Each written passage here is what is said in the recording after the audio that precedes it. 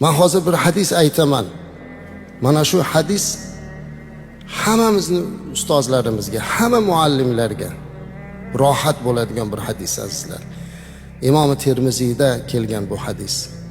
Payg'ambarimiz alayhisalom aytadilar: "Innalloha va malaikatahu va ahlas samawati val ardin hatta an-namla fi juhriha va hatta al-huta la yusalluna ala muallimin nas al-khayra."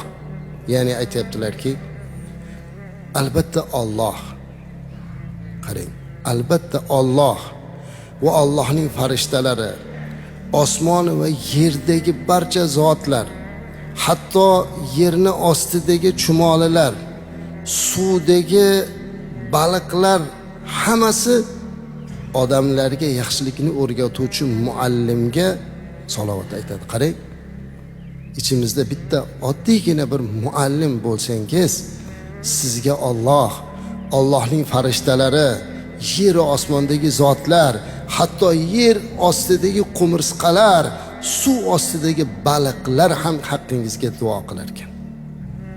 Bundan ulkanroq tuhfa, bundan kattaroq e'tirof bormi azizlar?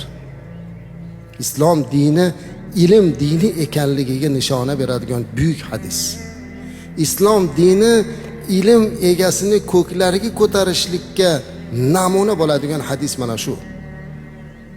Bu yerda olim haqida gap ketmayapti. Oddiygina bir odamlarga yaxshilik o'rgatuvchi muallim.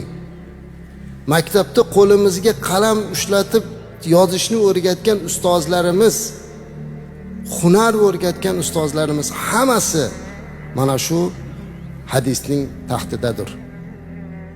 Bugun ushbu mav'izada siz azizlar bu hadisni eshitar ekansiz. Men aminmanki hammamizni qalbimizdan ustozlarimiz o'tdi. Qaysi birimiz maktab ustozimiz, qaysi birimiz oliy yohlardagi ustoz, kimdir ko'zidan hunar o'rgatgan ustozi o'tdi. Hammalarimizni o'tgan ustozlarimizni Alloh rahmat qilsin.